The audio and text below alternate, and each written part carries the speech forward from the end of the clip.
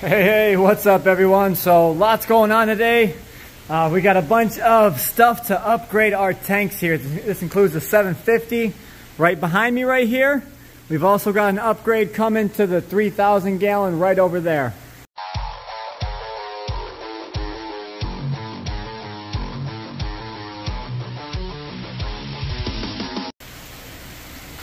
So first up, we were so tired of this tank getting so covered in algae. We wanted to just go ahead and get this onto our system and take out, a couple of the factors I was talking about in my last video. 1 was the light, 2 was the water, 3 was the filtration. So we plan on taking out some of the light and upping the water pass through the tank. Well, actually adding it on. We never had any. We were just doing regular water changes on this tank. So what this entails is hooking up an overflow from this overflow right here, going all the way over under all these tanks, past them white pipes, and coming out onto the waterfalls right here. So instead of boring you guys with the work, I went ahead and just got it already hooked up. Got the PVC glued in, 1.25 inch hose running down, and it basically runs underneath all these tanks. Behind this, over here, I went ahead and ran the pipe in between these two PVC pipes so you don't see no more over here. And then I went ahead and ran it to this waterfall right here. So now there's more water falling over right here and back into the pond.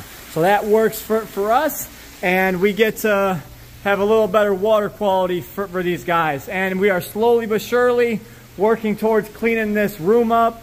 As you guys can see, we started ripping all this stuff out. That's a bunch of crap my dad had there for the saltwater tank. He'll be doing a video on that soon. But we got to move all of this crap through here. A lot of it's garbage. That tank will be over there on that stand. All that stuff will be out of here. That table will be taken back outside and probably trashed. So this will open up this whole walkway to get that Dwight Howard tank through here. And of course, you guys know it's going to go right against that wall. So all that stuff's going to be gone. All these filters, I'm down to just 3 FX4s that I got to find places for, and all of that will be gone. This is almost gone. I know it looks like crap now, but we are working towards it. So I went ahead and took the FX6 inlets, took it out of the overflow, and put them into the actual tank itself. One down low, one about mid-column. So it's doing a little bit more circulating than just pulling off the top. And then the water pass-through is able to go over the skimmer and out through that hose and back to the monster pond. So now this water is being fed from the monster pond. Never have to do water changes on it. If I have water quality problems, I just up the flow rate of water going to it right now. But feeding that tank, I just have this little tiny power head coming out of this 500, which is fed by that 2-inch pipe up there, going to all 3 of these tanks. So now I just pull out of this tank and go right into here, back to the same pond that's right behind me. So that took a little bit out of me, and here goes a little clip of me on top of the tank to show you some of the problems that we had to deal with. All right, for this next part, I had to, come up with some hillbilly way to make this happen. You said hillbilly. Because we had put the bulkheads in before, the sturgeon just came up and bit my toes. Before the tank was put on the stand, we went ahead and put the bulkheads in with glued in caps. But now that the tank's filled, there's no lifting the tank up or pulling it back out to undo this bulkhead, to put in a new bulkhead to put the bottom hose on. So now and wait, what did you just get done doing? We ran the hose completely all the way down. So you screwed in the bottom of the bulkhead, yep, and it's ran over to the waterfall back, return. So I didn't want to do any extra work, so I knew we had to do this. It was just a pain in the butt. So to get this done... No, you thought it was a screw-in because it's been a while since we done it. Yep. So we went and got these big, huge sockets from our 3/4 inch socket set, and none of them, well, he found one that fit finally, and then it does not screw in. It is a glued in. So I went and had Dad go find me a long drill bit. This is over 30 inches long, so I can just tap with the top an extension of the cap. So let's get to it. He's going to screw through the top of the cap, because we're only having 1/2 inch of hose coming in, and he's got a 1-inch hose going out, but a 1/4 inch hose going all the way over to the waterfall. So there will be no bottlenecking. So he's going to drill a inch hose into that, and I think we'll be good.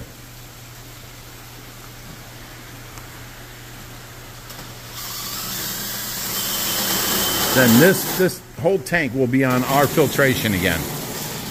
So that overflow was a big problem, but we got it done and the tank is hooked back up. The fish look better. I already see an improvement on the water quality just going overnight. So now it's time for me to get in there and actually clean the glass, clean the algae off the tiles, and basically liven this tank back up. Because I might have another sturgeon maybe, or some other fish that might be coming in here for this tank. And we just want to make sure it's right and give our fish some of the best water quality and care that we possibly can. Okay, so looking over here at this mess on the floor, you guys remember this 3000 kept overflowing.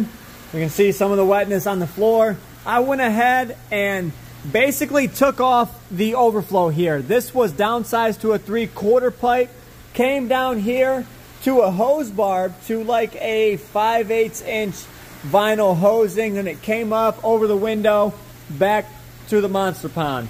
I said screw that. We went ahead and got an 1.25 inch hose. I slipped it over the 1-inch pipe, so now we're not throttled down or choked down whatsoever. All the water that comes in here can actually go through this pipe, travel down. I went ahead and drilled a hole through the wall so there is no head pressure, and then I brought it out right through here. And now I have to cut this hose and drop it back into the monster pond. Right now it's kind of snaked around. I'm going to go ahead and cut that so we have less head pressure in the pipe. It's pushing less water, so it'll actually flow easier into the pond. So what this allowed us to do, originally we had this black hose coming through the 3000. Now we have this additional 3/4 inch yellow hose that is flowing through at all times. So we have a python hose 1/2 inch flowing out at all times, and then we also have the return going back to the monster pond. All right, so now that that hose is running, I went ahead and cut this.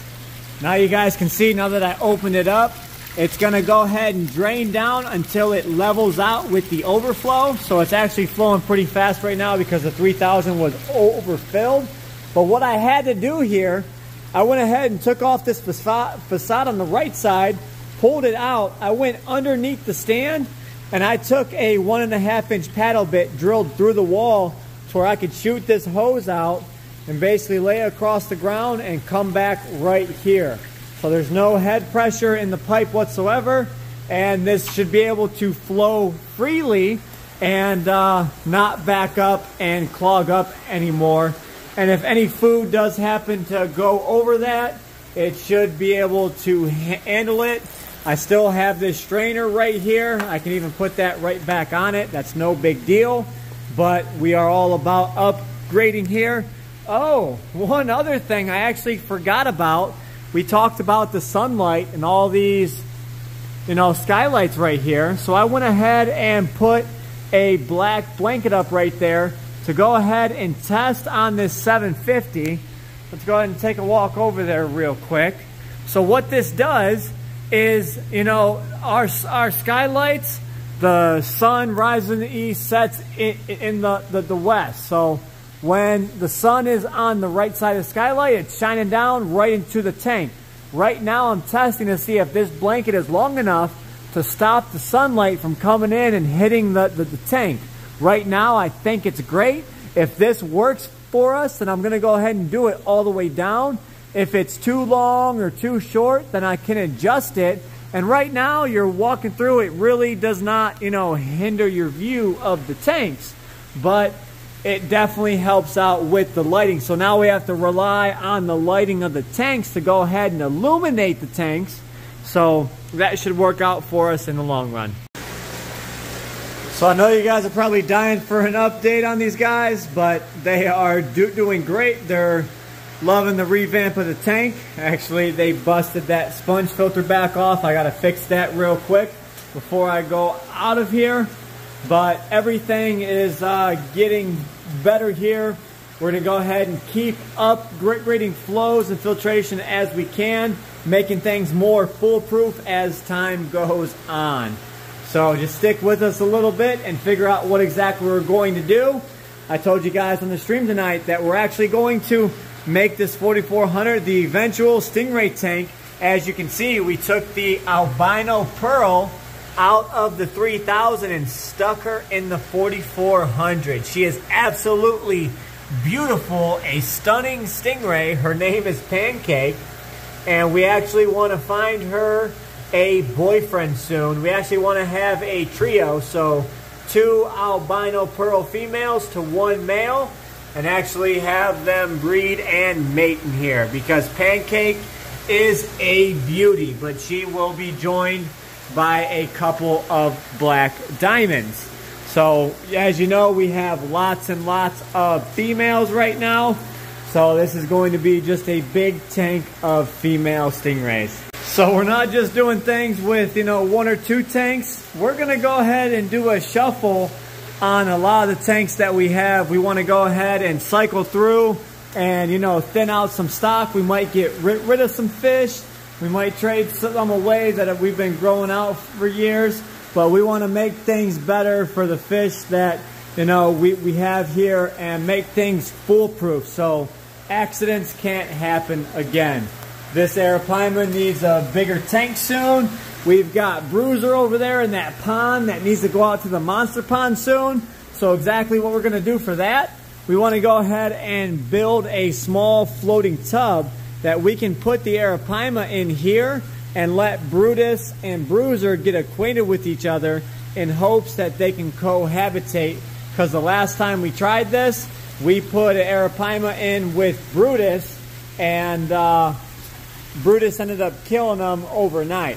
So we don't want to make that mistake twice, but we do want to add more arapaima into this tank. We've got 3 now, and we'll be picking up another one come October. So we're going to have 4 arapaima here, and we have to, you know, start thinking about our future here at Ohio Fish Rescue. So hope you guys enjoyed today's video. We will catch you in the next one. Stay fishy, my friends.